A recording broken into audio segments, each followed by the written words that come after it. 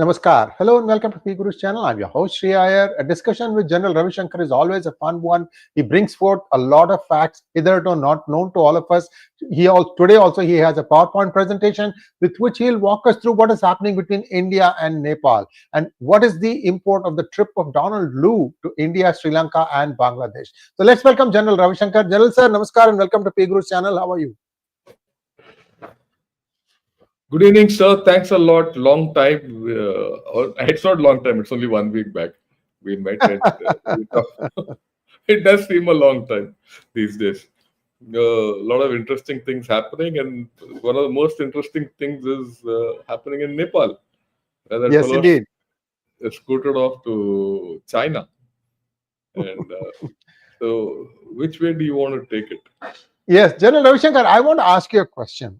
You know, one of the big achievements of Prime Minister Chandrasekhar, I don't know if he did it before he became that or after he became that, was to bring democracy to Nepal. Before that, there was King Birendra. This was actually a kingdom. It was a Hindu kingdom, very clear about what it wanted to be and where it wanted to go. I don't see any stories about him having misbehaved, King Birendra. Yet a family member shot him down, assassinated, a lot of halagula, and then there was democracy. And now we are at a situation where the communists are in power in Nepal. Right from there, the challenges start for India. Sir, I would like you to take us back as far as you want and then take us through and tell us, because many of us don't understand Nepal fully. That's my... Yeah, I agree with you. You see, let me put it this way. Your start point itself tells me that, the entirety of Nepal is not understood. Why? Because you need to delve deeper into Nepal to understand. Yes. Nepal lost, I wouldn't say faith or trust, confidence that India will be its guarantor for peace in 62.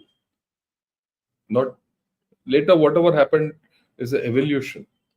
It was in 62 when China defeated India militarily, and whatever happened in Arunachal Pradesh and Ladakh and all that, China realized that Nepal realized that, look, we are caught between two countries who are going to be at loggerheads for a long time, and the country with which we have religious roots and natural connectivity is not as strong as we thought it was. And so we can't rely on that only. And we have to start developing, relationship with China. And especially because 1956, if you go back in time, China entered Tibet and Dalai Lama had come here, 59. So that entire sequence, Nepal watched over a decade. And then it came to the conclusion that, look, we can't bet our everything with India only. And ever since then, it has slowly, the polity of Nepal also has changed. As much as socio-economic conditions in our country have changed, have they changed in Nepal. And that is why this slow drift towards, China. Now, that's the first thing. The second thing which we have to understand is why has Marxism taken root or communism taken root in Nepal? If you see the history of communism, communism has taken root in every poor country. And Nepal was also a poor country. In fact, it still remains a poor country. And now they were under communist influence from the north, officially through the Chinese Communist Party, and from the south also. You go back to the time. We talk of Naxalbari. Where is Naxalbari? Naxalbari is just at the base of Nepal. Right? The entire story, if you think Naxalism and communism spread from there down, you even now talk of Red Corridor and all that. You think it spread this way only? It spread to the north also. Okay? So they came under the twin effects from the north and from the south on communism. And communism will reside wherever there is, poverty. And if you go back, into the northeast, I'm talking of the days of 70s, 80s, 90s. Complete tea belt was communist. The labor was all communist based, right? And North Bengal, and the complete Bengal, after all, was a communist state ruled by communists. And if Bengal is in such a pitiable state today, thanks to the communists. So, communism spreading into Nepal is probably a natural outcome. Like, when you say that Nepal and India have this Hinduism connect, we must understand there's a communist connect also. So let's not blame China for it. We need to look internally here in this. Uh, Remember the heydays of Jyoti Basu and Buddhadev Bhattacharya and all that. After all, so we have to live with it. And Nepal changed. You could change Bangladesh. I mean, you could change Bengal, West Bengal. You could change. Good, bad, or ugly. It went through one change. It shed communism. Now it's with TMC. Tomorrow it might shed TMC and go to BJP. Tomorrow, day after tomorrow, it might shed BJP and go. But there's a change. But Nepal has changed in a different manner. So that is why you see that you're now living with a problem. We have to realize this. There's a fundamental thing which we have to realize. Plus the fact that the Terai region of India has always been home to a lot of things which are not desirable, smuggling, this, that, and all, because it was poorly populated, rough terrain, and all that. So we have a lot of issues. But let me not go back into the whole thing and see the etymology of all that. Let me talk of the current situation. That's more important and relevant to all of us. So first and foremost, we must understand Nepal sits on our heartland. You can get that map. Just look at the map of Nepal. Okay, the Nepal sits over the Gangetic plains. Okay, water from Nepal comes into our Gangetic plains.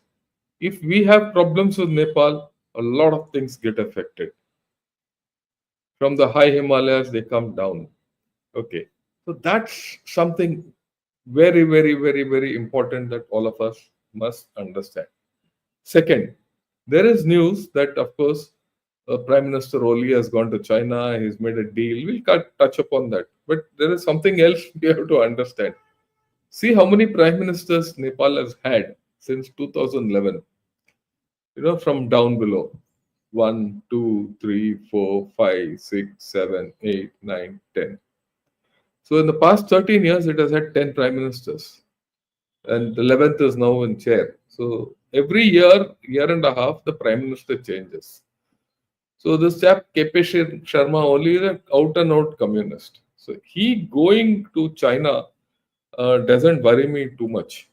Because tomorrow someone else will come and, ringa roses hota rehta hai. You see Prachanda is coming back and Sher Bahadur Devba has come back twice. And except only the other two governments which have come, generally are okay with India. So to that extent, this is a temporary phase. I'm not too bothered about it. But what I'm bothered about is the long-term implications. Again, look at this thing about BRI. There's a lot of news coming in and a lot of editorials in Nepal which say,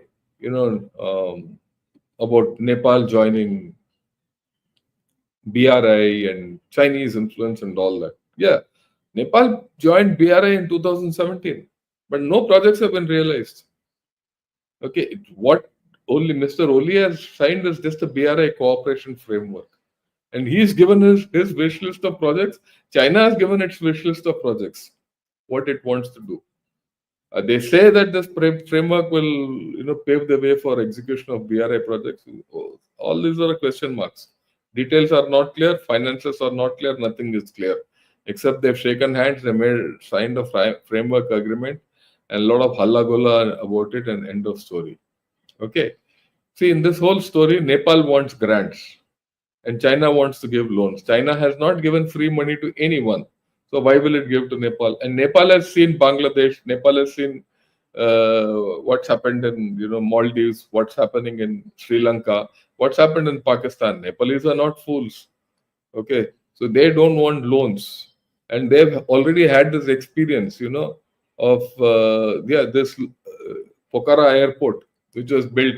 They took loan from China. China motivated them to build this airport. They built this airport, and there are no flights there. It's like Hambantota.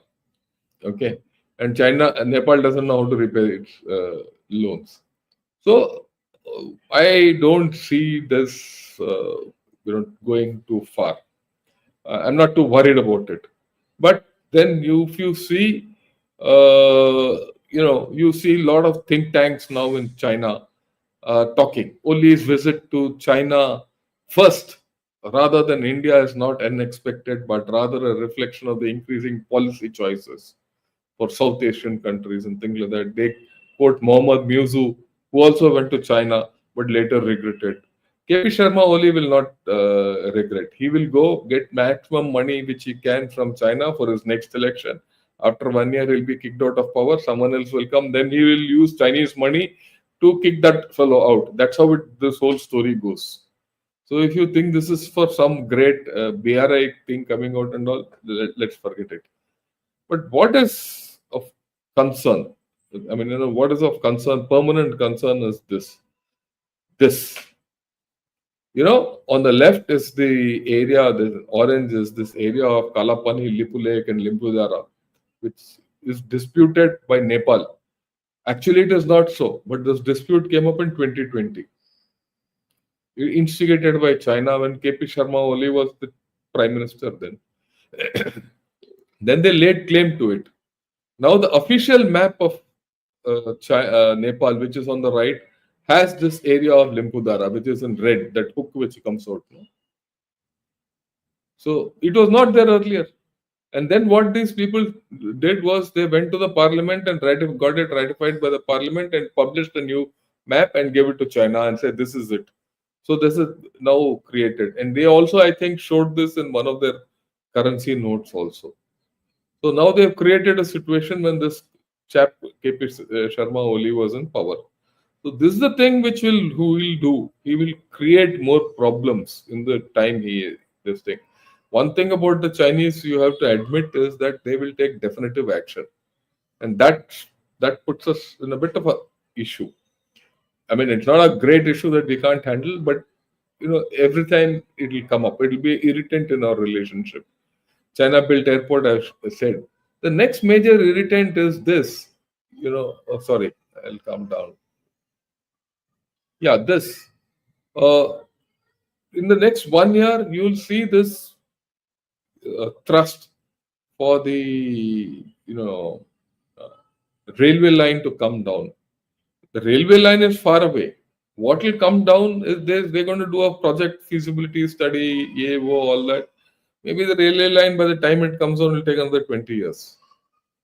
But they are looking at a thing from the Western Highway of Tibet to come down to the foothills of Nepal. They will start some work. Chinese companies will start working there. And with Chinese companies will come Chinese private security guards or mercenaries or PLA. And these staffs will be loafing around in the northern edge of Bihar and UP. And they will start getting influence. The railway line can get built over 20 years. I'm not bothered. But in this 20 years, because of the presence of China or the Chinese, the locals will get corrupted and you'll see anti-India feeling coming in. That is the issue which one has to really bother about. Right. And then just think, you are sitting at the LAC trying to we can take this slide off for present.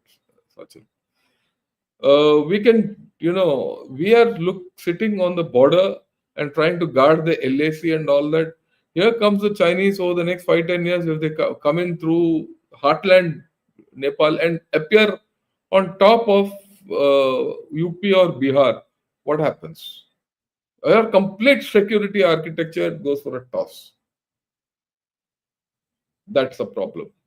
They'll not give money, they'll not give anything, but enough leeway China has with Nepal to do all this nonsense. The next thing, what about Agniveers? Now, see, we have a whole lot of Gorkhas from Nepal who come, join the Gorkha regiment, serve in the Indian Army. They serve in the artillery also. We had one regiment of Gorkhas in artillery also. We have still in artillery also. And all these people are now, there's no more recruitment from them or Nepal into Indian Army because of Agniveer problem. But let me explain the benefit of having these soldiers in Nepal. There are nearly 1 lakh soldiers, pensioners of Indian Army in Nepal. They get pension from India.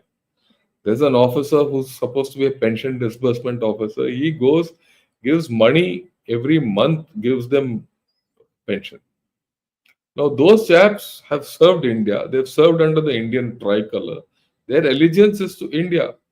And their rosy roti, everything is to India. Now, each of those pensioners take a family size of maybe about 10, because extended family, village family, this, that.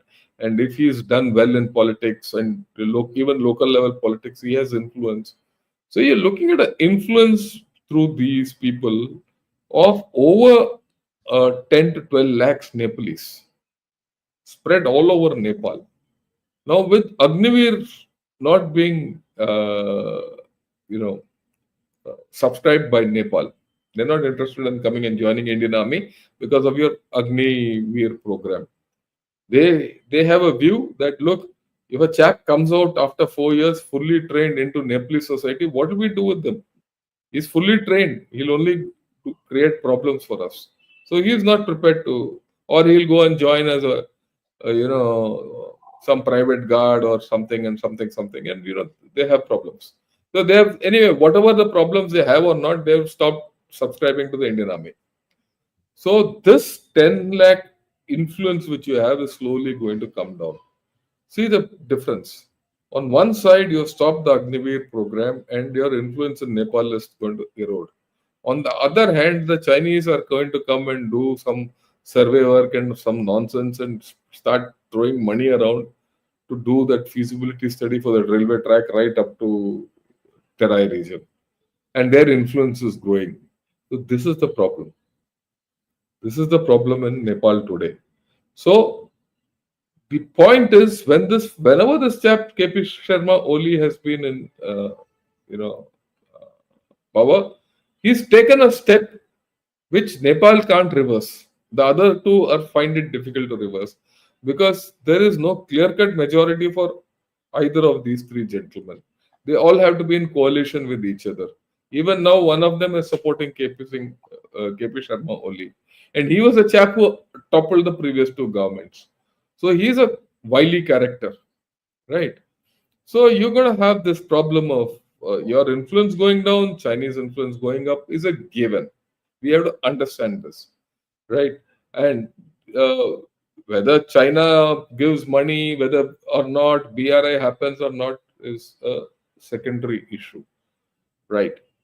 Now, these are the factors which are there. But I have one more prickly factor, and this is a very serious factor which we have to consider. Can I have that slide up, please? Look, look at this. The words have got shifted. There's an analogous situation between what's happening in Ukraine and what's going to happen in Nepal. Just think. You see, Ukraine was a buffer state between Russia and USA, NATO and EU. That buffer has now virtually gone. It's in chaos for the past 3 years. Why? Russia entered Ukraine and USA, NATO and EU are sitting on the other side and only making faces and shouting. No one is listening to them. Ukraine is in pain, but Russia is inside. Not going to go back. It's going to continue to threaten Europe. Just think if the same thing happens tomorrow in Nepal. Chinese come and sit in Nepal in some manner. They might not do what Russia is doing to Ukraine. But once the Chinese get in, they'll not get out. We've seen that already in Hambantota. They're sitting there. They're going to sit there for the next 98 years. Because out of the 100 years lease, 2 years are done. 98 years, you're going to have Chinese vessels coming to Hambantota. Because it's their property. So similarly, they'll buy off half the Nepal, which is strategically important. Why I'm worried about that railway line coming down? That railway line coming down is, this railway line coming down is influence in over half of Nepal. See, it's touching Pokhara, it's touching Lumbini. Lumbini is the place where Buddha was born. Okay, they're coming down to Kathmandu. Everything, every place. And your influence is gone. So this is a problem we have to understand. The analogous situation which I showed is this. How does India deal with the situation where Nepal is quasi-occupied by China in times to come? Aaj ke din it doesn't matter. Today it doesn't matter. But tomorrow what do we do? Yeah, please take it out. So these are the issues which are on the cards. Whenever KP Sharma Oli goes to China, he goes every time he becomes a prime minister, and starts falling at their feet. These are the issues which crop up. Okay, in this context, so Sri Ayerji said, why is that Donald Lu loafing around here? If I were in the government of India today, I'll welcome him with the red carpet. And I'll play one red carpet out to Bangladesh, one to Nepal, and say, please go and sort them out and come back. He's your friend. Why do you think he's come? He's come very simple. They started something in Bangladesh. It's like a Frankenstein. They don't know how to control it. So he's come to by India ke saath. Kuch to kar lo yaar, isko sort out karte hain saath baith ke. Because Trump would have told, you don't go and sort this out, I'll already sort you out. And the moment on 20th January, if I come into chair, Donald Lu will go, he'll also be extradited wherever he came from. Or something like that. That's the way I look at it. And Nepal, I'm sure, with the kind of orientation which the Trump cabinet has towards China, look, that the writing is on the wall as far as the Trump cabinet is concerned. They're going to be anti-China, hawkish on China. We've discussed this earlier also. So they will not be very comfortable with what's happening in Nepal. And we don't have, that kind of a connection which you can do anything with Nepal, because if you show a direct hand with Nepal, it will boomerang on us. So I will give a red carpet to Donald Lu and say, please carry on, just do what you have to do, and any help you want, we'll give you. Do whatever you want. But what can you do? Who against whom? And mind you, USA has invested in Nepal. It's not as if they've not invested in Nepal. So these are the broad issues which are in thing. Shreyaji, any questions so far? We'll answer, and then I'll say what India should do. Sir, I have one observation. I don't know if this is true or not. I believe in 1947 that Nepal also wanted to unite with India, and India turned it down. Any idea about that?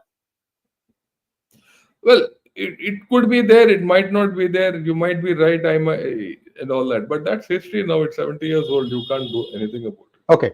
Next question. I understand. 2014, 15, there was a blockade that India did of Nepal. Yeah. What was the whole story behind it? Because has the Nepali on the street turned against India after that? What happened? Yeah, unfortunately, we did a blockade without thinking of the repercussions, without thinking through about the repercussions. The moment you did a blockade without thinking through the repercussions, right, the Chinese stepped in.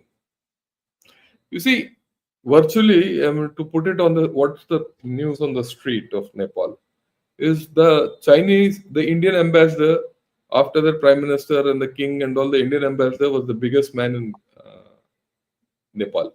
Today, it's a Chinese ambassador. Indian ambassador का value नहीं है. So we lost that, and all that started after 2014 because we did it with brute force. I mean, just think, you go there, 2016 when that 15 or 16 when that earthquake happened. You are the first responder. Even before anyone came, you were there. You helped people out. You helped people out in the Everest base camp. A lot of people had problems there. You helped people out. And then they told us to get out. What can be worse?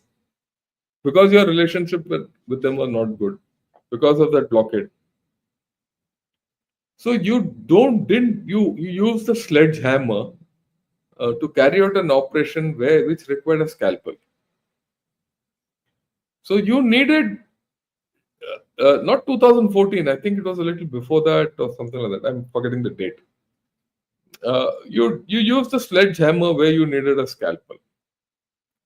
And if you mean business, and India has done poorly on its neighbors. Let's be very honest about the whole affair. Partly because of the changing situations within those countries, and partly because of the fact that we, our Prime Minister said,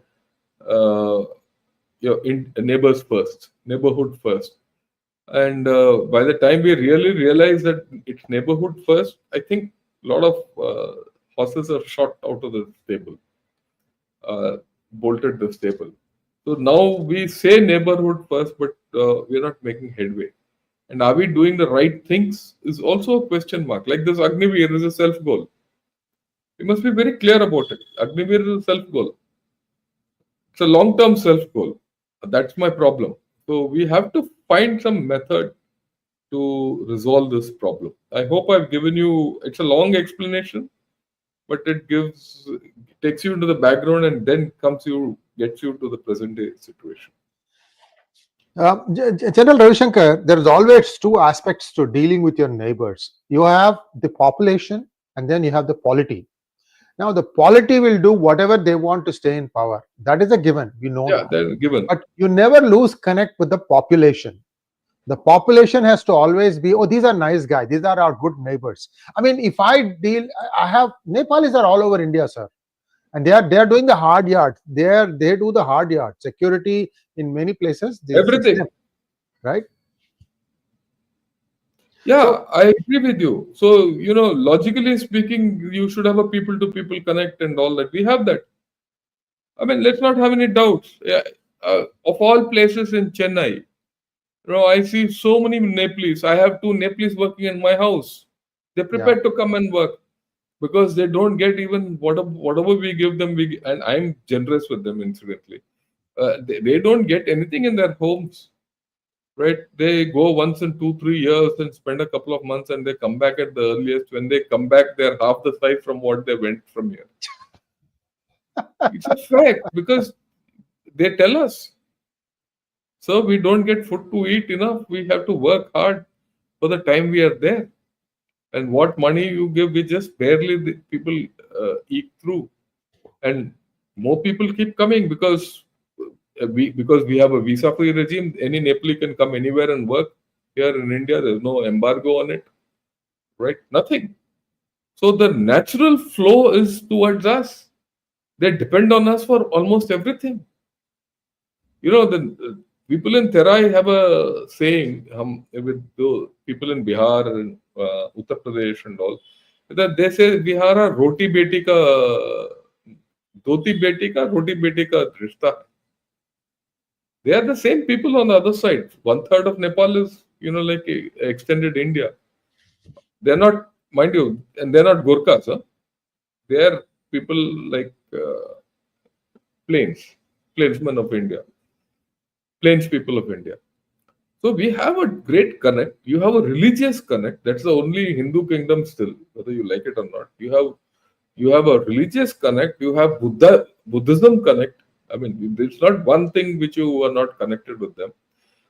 You can do a tremendous economic favor to them if you harness water from their overflowing rivers. You need energy, you take energy and pay them at international rates also. It will do good to their economy and it will do good to your economy. You're in a win-win situation, we're not able to do it. There's something wrong, seriously. We have to do introspection as to why this is not there. Okay, fine. You say that the polity is this, and communism. I only said no, communism went from Naxalbari. And the chap Charu Mazumdar, he pushed it up. While he pushed it down, he pushed it up also. All that. Fine. But we also have to introspect where communism started, you have eradicated it today. Something else is there, that's a different problem. Why can't you eradicate there? Especially when you have equity of over 10 lakh people who need your money. Every month you pay them. They get pension from you, which many Indians don't get. Why couldn't you make a political party out of these people and put them up and have a thing on that? I mean, there are so many things.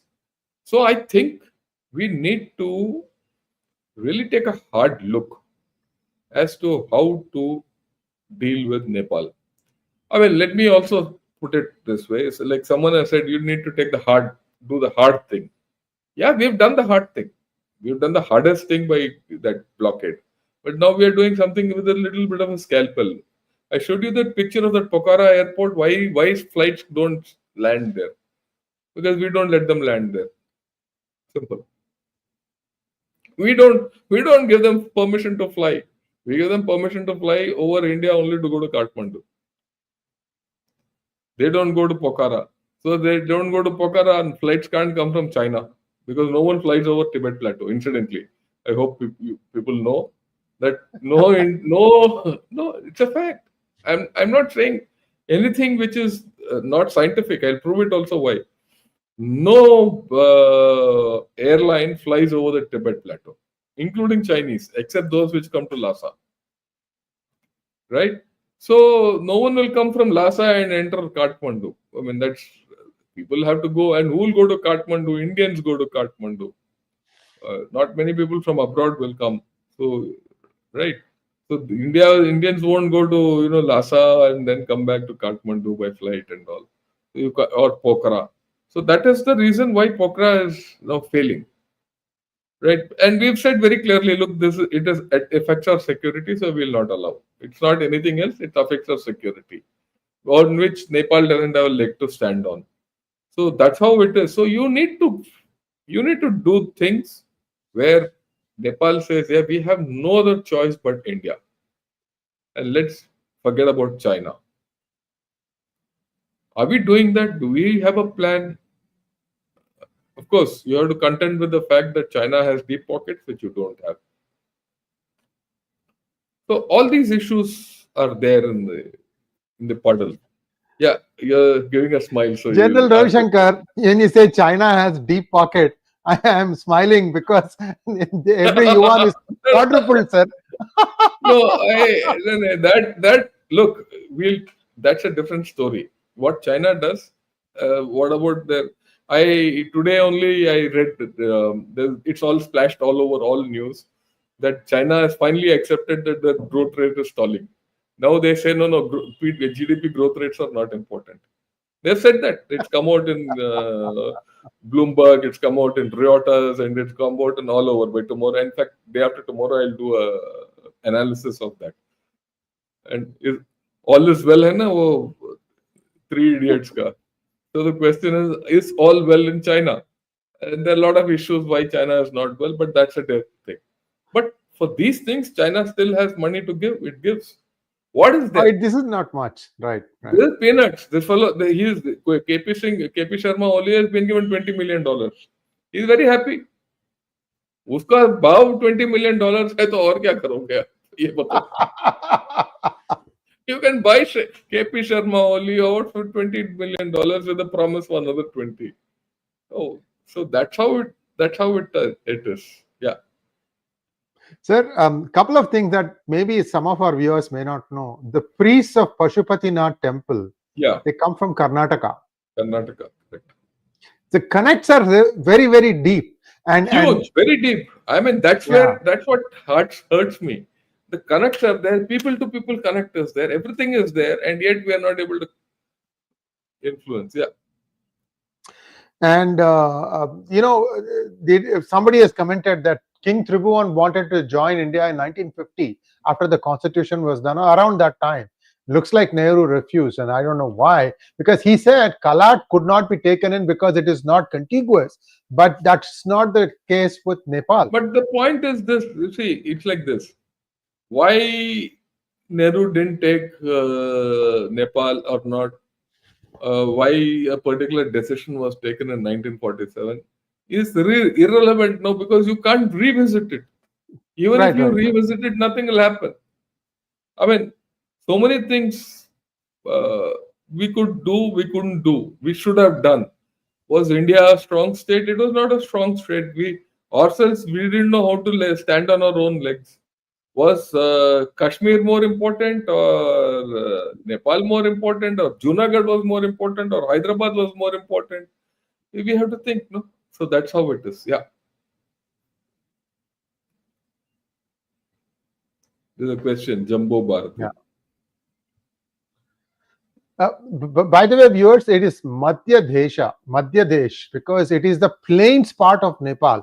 Then they have the hills area, so that's called Madesh now, where it actually cuts almost half across Nepal.